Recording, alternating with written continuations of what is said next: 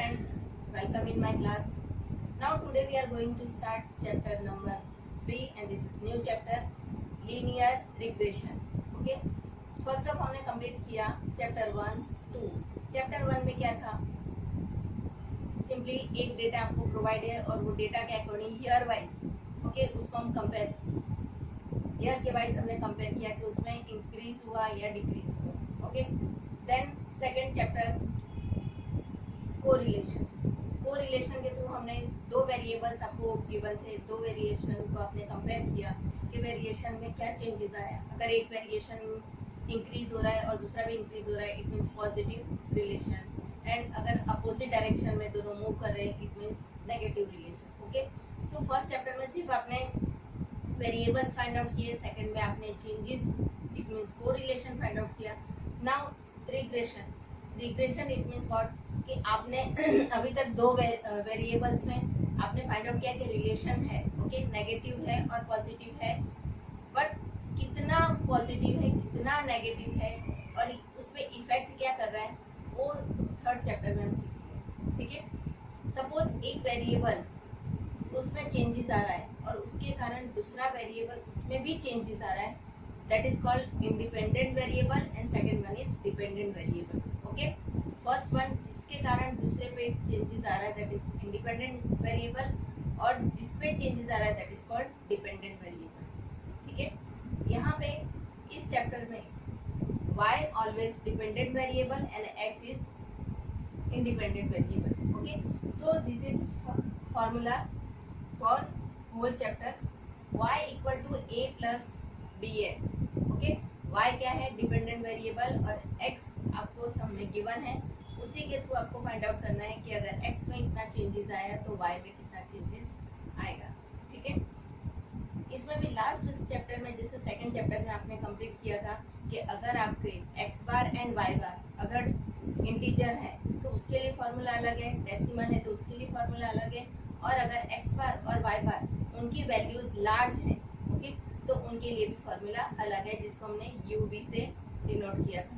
Okay, तो यहाँ पे फर्स्ट हम फॉर्मूला फाइंड आउट करते हैं, फर्स्ट फॉर्मूला के अकॉर्डिंग सम फाइंड आउट करते हैं that is decimal. Okay, decimal में अगर आपका x बार और y बार आता है तो आप कैसे फाइंड आउट करोगे sum. Now see here this is sum. The following observation are obtained cars and their average. Okay, दो यहाँ पे सिचुएशंस गिवन है.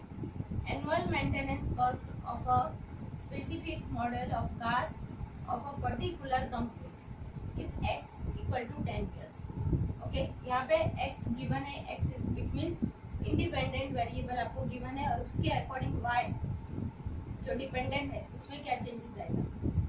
एक सिंपल एग्जांपल आपको दूं, अगर हम कोई प्रोडक्ट है उसको सेल करना है तो हम क्या करेंगे उसको उसका एडवर्टाइजिंग करेंगे.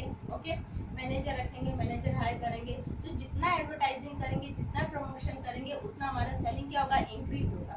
ओके, तो सिंपली है कि एडवर्टाइजमेंट इंक्रीज होगा तो सेलिंग भी इंक्रीज होगा. अगर इस केस में एडवर्टाइजमेंट के केस में अगर बात करें तो एडवर्टाइजमेंट केस वो हमारा क्या हुआ इंडिपेंडेंट और सेल क्या हुआ डिपेंडेंट. जितना आपका एडवर्टाइजमेंट इंक्रीज होगा उतना ही सेल भी इंक्रीज होगा. समझ में? सेम इधर भी ऐसा है, life of cars x given है और उसके अकॉर्डिंग उसका मेंटेनेंस वो गिवन है. तो फर्स्ट ऑफ हमें क्या फाइंड आउट करना है, किसी भी सम में x बार और y बार फाइंड आउट करना है. उसके बाद ही हम फाइंड आउट कर सकते हैं कि इसमें कौन सा फॉर्मूला अप्लाई करना है, क्योंकि x बार और y बार अगर डेसिमल में आ रहा है तो अलग फॉर्मूला और होल नंबर आ रहा है इंटीजर आ रहा है तो अलग formula. Okay, so now first this is sum. मैंने सम ऐसे ही कंटिन्यू लिख दिया है. ये दोनों इन्फॉर्मेशन आपको गिवन है सम में. Life of car 2, 4, 6, 8 and maintenance cost y 10, 20, 25 and 30. First of sum it sigma x equal to 20 and sigma y equal to 85. First of find x bar and y bar. So what is the formula for x bar? X bar equal to sigma x upon n. So sigma x equal to 20 and n 1, 2, 3, 4. Variable number of variable 4. So divided by 4. So 5 is x bar. Y bar equal to sigma y upon n. 85 is a sigma y. So was 85 upon 4 21.5. See here, this is in decimal. Okay, so decimal के according जो formula है हम वो formula apply करेंगे। Okay, now see here regression coefficient आपने ये find out कर लिया। उसके बाद आपको कौन से फॉर्मूला में पुट करना है वो आपको देखना है। तो फर्स्ट ऑफ फाइंड बी। देखो ये मेन आपका फॉर्मूला है y equal to a plus B X. तो यहाँ पे आपको फर्स्ट ऑफ क्या फाइंड आउट करना है, b।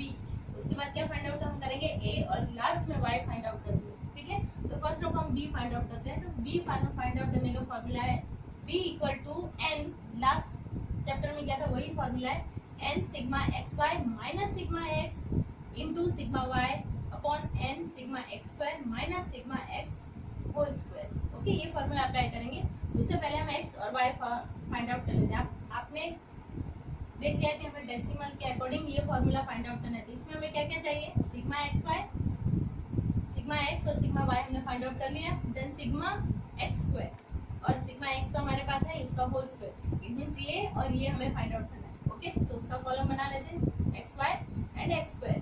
अब देखो X Y it means this into this, 24 into 20 80, 6 into 25 150, 8 into 30 240 X square. It means इसका स्क्वायर 2 2 जा 4, 4 4 जा 16, 6 6 जा 36, 8 8 जा 64। ओके, अब इसका टोटल कर लो, sigma x y equal to 490 and sigma x square equal to 120।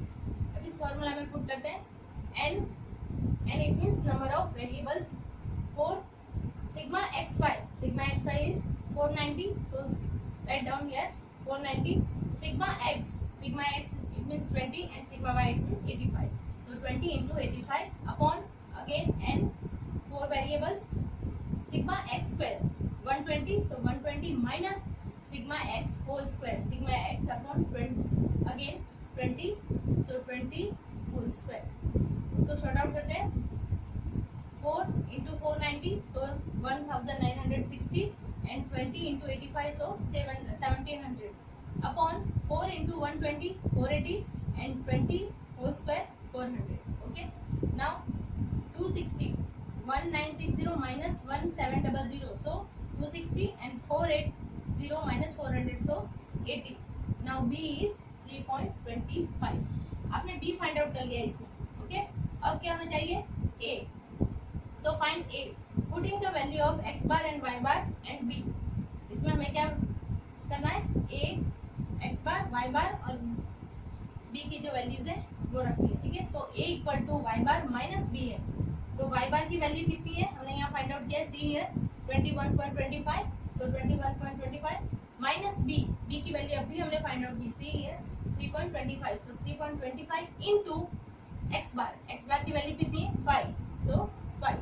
Answer is 21.25। इसको मल्टीप्लाई करते हैं तो 16.25, माइनस करते हैं a इक्वल टू 5। ओके, सो हमने यहाँ पे देखो b भी फाइंड आउट कर लिया, a भी फाइंड आउट कर लिया। अब हमें क्या करना है, इस फॉर्मूला में दोनों की वैल्यूज पुट करनी है। और x इट मींस व्हाट, जो आपको गिवन है, see here x equal to 10 years। Okay, so now y bar equal to a plus bx, a 5, b 3.25 and x जो सम में गिवन है 10। Okay, so 10। Now y bar equal to 37.5। This is your final answer. ये आपको find out करने के लिए सबसे पहले b फाइंड आउट करना है, उसके बाद a फाइंड आउट करना है। ओके, तभी आप y बार फाइंड आउट कर पाओगे। क्लियर? अब इसमें आपको इंटरप्रिटेट करना है। ओके, तो क्या लिखोगे, when the life of a car is 10 years then its estimated maintenance cost is 37.5। clear? This is answer is over and this is first type for decimal। next lecture में हम whole number integer जब होगा x बार और y बार तो कैसे find out करेंगे वो हम सॉल्व करेंगे।